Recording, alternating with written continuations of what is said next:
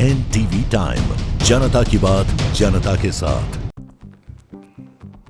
BAPS Swaminarayan संप्रदाय का भव्य महोत्सव अहमदाबाद के प्रांगण में आयोजित हुआ। महंत स्वामी महाराज, गृह मंत्री अमित शाह, भूपेंद्र पटेल मौजूद रहेंगे। प्रमुख स्वामी महाराज के दिव्य गुणों और योगदान की याद दिलाने के लिए अलंकृत झांकियां भी निकाली जाएगी।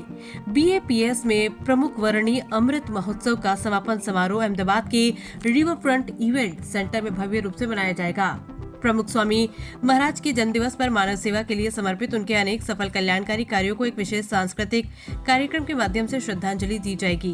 कार्यक्रम के दौरान अटल ब्रिज के पास साबरमती नदी में प्रमुख स्वामी महाराज के दिव्य गुणों और योगदान को याद करते हुए कई अलंकृत झांकियां प्रवाहित की जाएगी।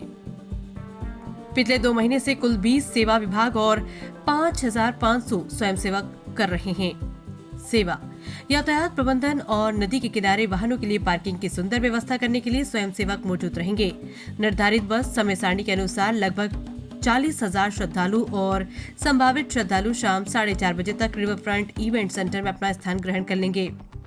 महंत स्वामी महाराज और भारत के गृह मंत्री अमित शाह, गुजरात के मुख्यमंत्री भूपेंद्र पटेल, गुजरात के उप मुख्यमंत्री हर्ष संघवी सहित कई अन्य नेता और गणमान्य व्यक्ति उपस्थित रहेंगे। 7 दिसंबर और रविवार को शाम 5:30 बजे से 8:30 बजे तक चलने वाले इस कार्यक्रम में विभिन्न प्रस्तुतियों के माध्यम से प्रमुख स्वामी महाराज की 104वीं जयंती पर श्रद्धांजलि अर्पित की जाएगी। नदी में प्रमुख स्वामी महाराज के जीवन कार्य और गुणों को दर्शाती कई अलंकृत झांकियां दिखाई देगी।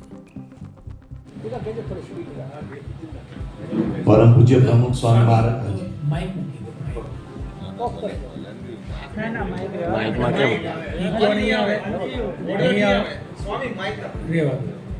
प्रमुख स्वामी महाराज BAPS स्वामीनारायण संस्थाना प्रमुख तरीके नियुक्त કર્યા। बराबर बता। परम पूज्य प्रमुख स्वामी महाराज ने सन 1950 में BAPS स्वामीनारायण संस्थाना प्रमुख तरीके नियुक्त કરવામાં આવ્યા હતા। એ વાતને 2025 માં 75 વર્ષ પૂર્ણ થઈ રહ્યા છે। એની સ્મૃતિ રૂપે પરમ પૂજ્ય પ્રમુખ સ્વામી મહારાજના દિવ્ય જીવન, એમના કાર્યો, એમના પ્રદાનો, એમના સદ્ગુણો એ બધાની સ્મૃતિ કરવા માટે આ પ્રમુખ વર્ણી અમૃત મહોત્સવ ઉજવવામાં આવશે। 7મી ડિસેમ્બરે રિવરફ્રન્ટ ખાતે ઇવેન્ટ સેન્ટર ખાતે સાંજે 5:30 થી 8 દરમિયાન આ કાર્યક્રમ યોજાશે। આ કાર્યક્રમ BAPS સંસ્થાના વર્તમાન ગુરુદેવ અને સંસ્થાના પ્રમુખ અધ્યક્ષ એવા પરમ પૂજ્ય મહંત સ્વામી મહારાજની ઉપસ્થિતિમાં યોજાશે।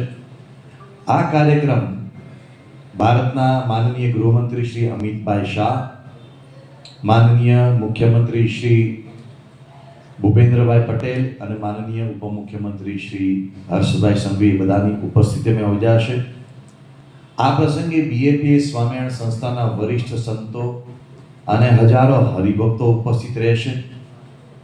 આ પ્રસંગે એક વિશેષ આયોજન એ પણ છે કે પ્રમુખ સ્વામી મહારાજના જે સદ્ગુણો છે એની સુવાસ આપણને અનુભવાય એટલા માટે 75 વર્ષ નિમિત્તે 75 નૌકાઓનું એક સુંદર, જેને આપણે ડેકોરેટિવ ફ્લોટ્સ કહી શકીએ, એ ડેકોરેટિવ ફ્લોટ્સ સાબરમતીના નીરમાં તરશે અને એમાં પ્રમુખ સ્વામી મહારાજના ગુણોની સ્મૃતિ કરવામાં આવી છે, જે આપણા સનાતન ધર્મના શાસ્ત્રોએ વર્ણવેલા ગુણો છે।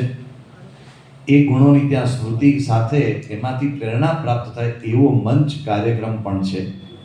મંચ કાર્યક્રમમાં મુખ્યત્વે પ્રમુખ સ્વામી મહારાજે આ આંબલીવાળી પોળમાંથી જે એક સેવાનું જન આંદોલન ઉપાડ્યું, માનવ સેવાના અનેક ક્ષેત્રોમાં એમણે જે સેવાનો વિસ્તાર કર્યો એની વાતો આ કાર્યક્રમમાં મુખ્યત્વે વણી લેવામાં આવી છે।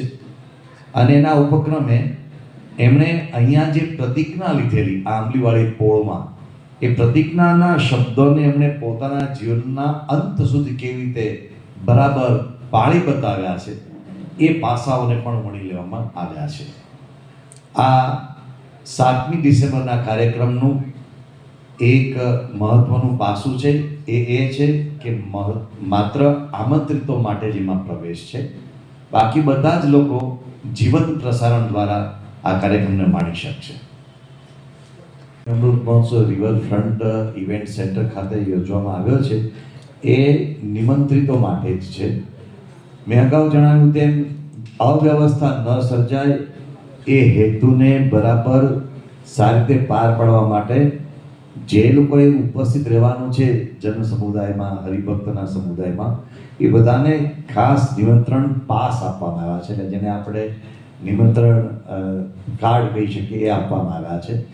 એ લોકો જે ત્યાં પધારશે, બાકી બધા જ લોકો ઓનલાઈન baps.org પરથી અથવા તો આપણી બધી ટીવી ચેનલોના માધ્યમથી જે પ્રસારણ થશે એને બધા માણશે. અને બીજી વાત એ કે આ આંબલીવાળી પોળનું જે મહત્વ છે એ એટલું બધું છે કે એક વખત એટલે કે જ્યારે પ્રમુખ સ્વામી મહારાજની પ્રમુખ વણીના 50 વર્ષ પૂર્ણ થયા હતા સન 2000માં, ત્યારે પ્રમુખ સ્વામી મહારાજ પધાર્યા હતા અને એ વખતે ઘણો મોટો જન સમુદાય, હરિભક્ત સમુદાય આ જ પોળમાં ખીચોખીચ ભરાઈને બેઠો હતો. અને સ્વાભાવિક આશીર્વચન ઉચ્ચારતા પ્રમુખ સ્વામી મહારાજ એક વાક્ય બોલી ગયા, સ્વાભાવિક આશીર્વચન ઉચ્ચારતા, કોઈ ઇન્ડિકેશન વિના સ્વતઃ બોલી ગયા કે અહીંયા શાસ્ત્રીજી મહારાજે ચાદર ઓઢાડેલી, એટલે અહીંયા જે કોઈ ચાદર ઓઢાડશે એના શુભ સંકલ્પો ભગવાન પૂરા કરશે. તો ખરેખર એ એક ઐતિહાસિક એમણે જે ઉચ્ચારણ કર્યું, એક અંતરના અવાજ સાથે એમણે જે ઉચ્ચારણ કર્યું, તો આજે એનો હજારો હરિભક્તોનો અનુભવ થાય છે. અહીંયા દર પૂનમે ખૂબ મોટી સંખ્યામાં હરિભક્તો એક તીર્થ યાત્રા તરીકે અહીંયા આવે છે અને એ ચાદર ઓઢાડવાની સેવા કરે છે. અને એ ચાદર ઓઢાડતાની સાથે પોતાના મનના મનોભાવો, માંગલિક ભાવનાઓ, પ્રાર્થનાઓ રજૂ કરે છે અને પ્રાર્થનાઓ ફળે પણ છે. ખૂબ મોટી સંખ્યામાં હરિભક્તો અહીંયા એ પ્રાર્થનાઓ ફળ્યાનો અનુભવ કરે છે. એટલે આ એક એ રીતે વિશેષ તીર્થ બની ગયું છે.